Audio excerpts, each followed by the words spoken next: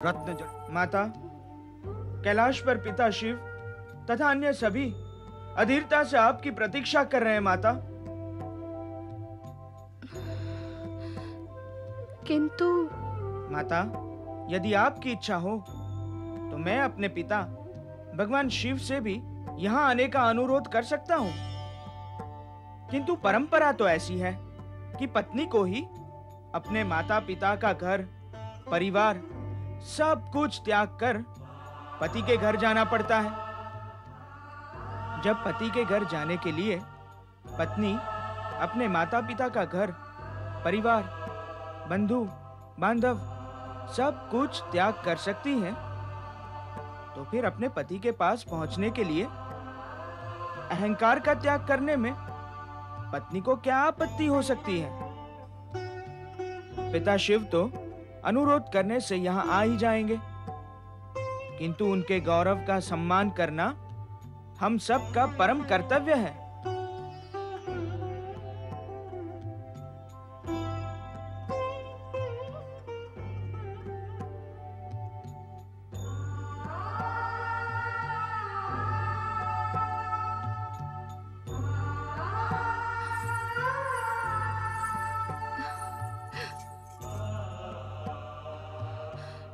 मैं जा रही हूँ, मुझे जाना पड़ रहा है।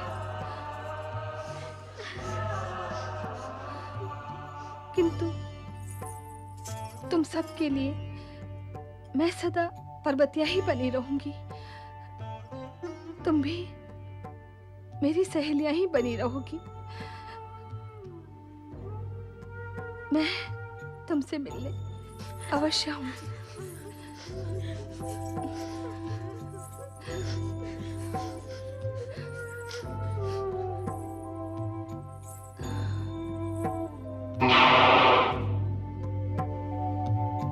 अब हम सबको देवी पार्वती के स्वागत की तैयारी करनी चाहिए। उनके आते ही हम सभी मिलकर उनकी जय जयकार करेंगे।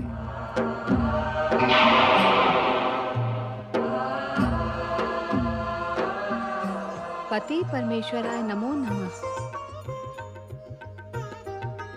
शिव शक्ति की लीला ने प्रियजनों को बहुत कष्ट पहुंचाया है देवी। नहीं प्रभु नहीं, किसी को कोई कष्ट नहीं पहुंचा है। सब आनंदित हुए हैं। आप दोनों का पुनर्मिलन यही इस आनंद की चरम सीमा है। पिताश्री, आइए सिंहासन पे विराजिए। आइए माताश्री।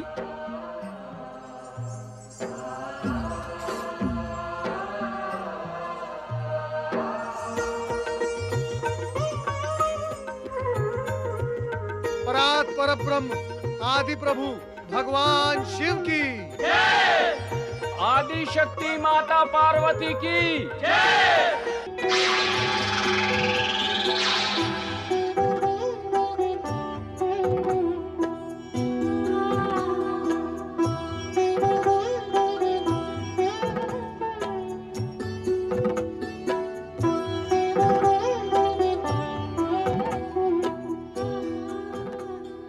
यही मेरे पति परमेश्वर हैं। इन्हें पति रूप में पाना ही होगा।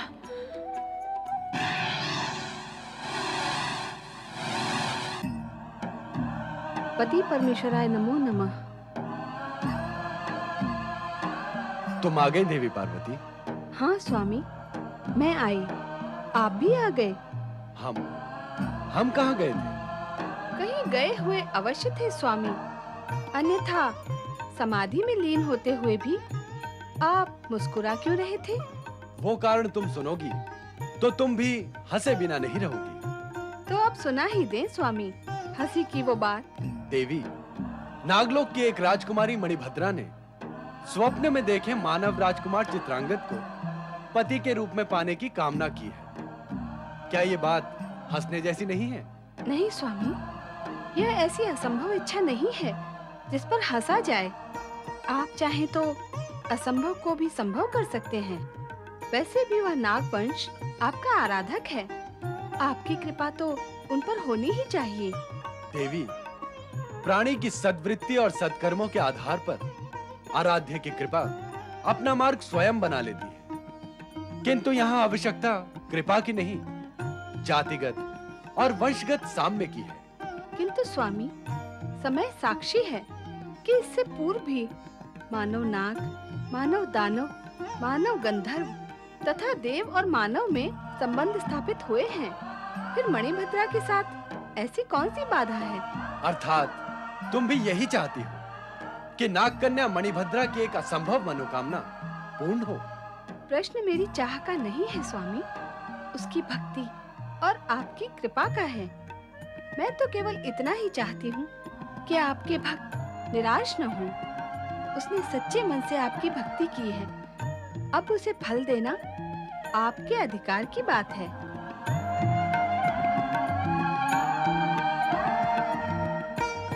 हे महेश्वर, हे प्रभु नागेश्वर, हे देवाधिदेव महादेव, तुम्हारी जय हो। हे शिव शंकर, आप हम नागों के परम पूज्य आराध्य हैं। आपकी कृपा से असंभव भी संभव हो जाता है। आपकी अनुकंपा से आराधक की हर मनोकामना पूर्ण होती है। नागलोक और नागवंश पर अपनी इस कृपा को बनाए रखना प्रभु। आपकी इस कृपा से ही हमारा जीवन गतिमान है महेश्वर।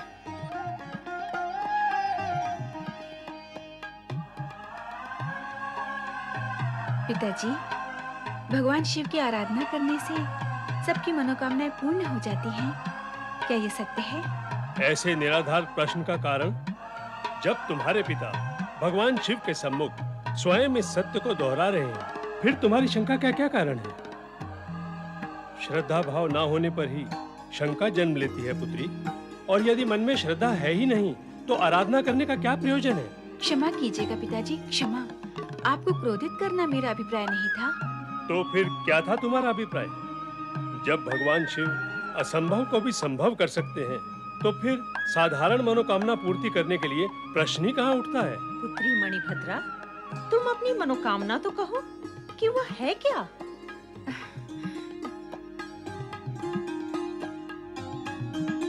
कहो पुत्री, क्या मनोकामना है तुम्हारी? हाँ पुत्री, भगवान शिव से निवेदन करोगी तो वे अवश्य तुम्हारी मनोकामना पूर्ण करेंगे। मनोकामना को प्रकट करने में जब संकोच हो और लज्जा आए, तो ये मान लिया जाता है कि मनोकामना का रूप विशिष्ट और भेदपूर्ण है। माता पिता से संकोच कैसा पुत्री? नागरानी, युवा संतान माता पिता से ही संकोच करती है। इस स्वाभाविक धर्म का निर्वाह न होने पर संतान निर्लज हो जाती है। संकोच करने का स्वाभाविक धर्म अब पूर्ण हुआ पुत्री मणिभद्रा। माता पिता से इस प्रकार के संकोच का अर्थ कभी छिपा नहीं रहता, किंतु हम स्पष्ट सत्य जानना चाहते हैं। कहो पुत्री। माता, पिछली रात पृथ्वीलोक की जिस मानव को मैंने स्वप्न में देखा था, मैं उसी के साथ विवाह करना चाहती हूँ, यही ना? स्वप्न में देखे हुए उस पृथ्वी पुरुष का तुम पति रूप में वर्ण करना चाहती हो? बहुत भोली है हमारी पुत्री। भला स्वप्न भी कभी सत्य होते हैं? स्वप्न सत्य हो अथवा नहीं, किंतु एक नाग कन्या का पति केवल एक नाग राजकुमार हो सकता है, कोई मानव नहीं। स्वप्न की बात भूल जाओ, यही तुम्हारे हित में होगा।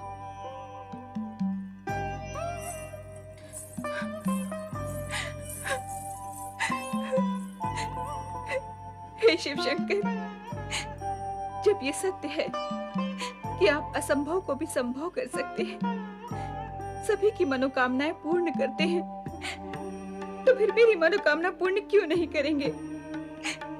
हे प्रभु, मैंने तो अपने मन में निश्चय कर लिया है, यदि मैं विवाह करूंगी तो स्वप्न पुरुष के साथ ही करूंगी। यदि मेरी भक्ति में सत्यता है तो मेरी मनोकामना अवश्य पूर्ण होगी, अवश्य पूर्ण होगी।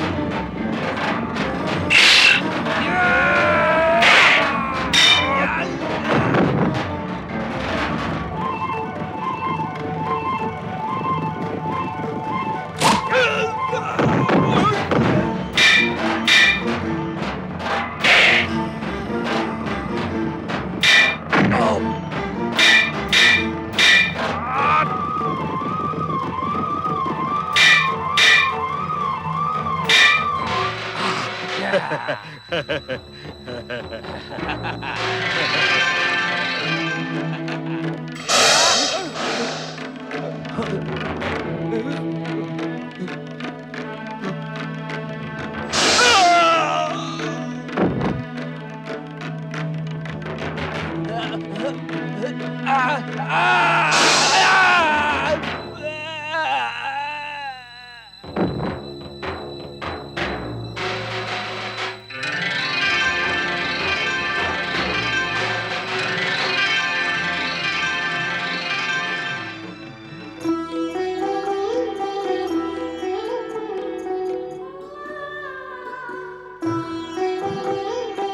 मेरे स्वप्न पुरुष, भगवान शिव की कृपा से मैं तुम्हें एक दिन पाकर ही रहूंगी।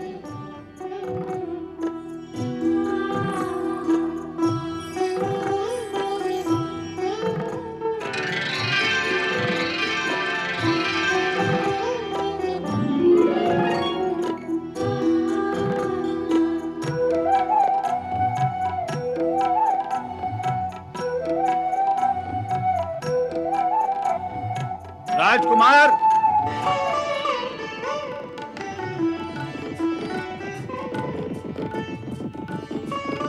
राजकुमार चित्रांगद, प्रणाम महाराज। जीते रहो। कुशल पूर्वक तो हो ना? भगवान की असीम कृपा और आपके आशीर्वाद से मैं सकुशल हूँ महाराज। हमारे परम मित्र और तुम्हारे पिता महाराज इंद्रसेन से जैसे ही हमें संदेशा मिला कि शत्रु तुम्हारा पीछा कर रहे हैं, हम तुरंत अपने सैनिकों को साथ लेकर तुम्हारी खोज में निकल पड़े। महाराज, वैसे तो हमने अपने शत्रुओं का सामना डटकर किया, संभवतः वे हम पर भारी भी पड़ते, किंतु अचानक एक नागिन ने आकर उन दोनों को डस दिया और हमारे लिए घातक सिद्ध होने से पहले ही वे दोनों धराशायी हो गए। मैं आश्चर्यचकित होकर इस विषय पर विचार कर ही रहा था कि आप आ गए। जीवन में जब भी ऐसे चमत्कार हो, इस सत्य को स्वीकार कर लेना चाहिए कि ये भगवान शिव की लीला है, चमत्कार है और कृपा है। वे अपने भक्तों की रक्षा के लिए सदैव तत्पर रहते हैं। जिसके वो रक्षक हो, उसे कोई हानि नहीं पहुंचा सकता। और चलें, महल की ओर प्रस्थान करें। जो आ गया।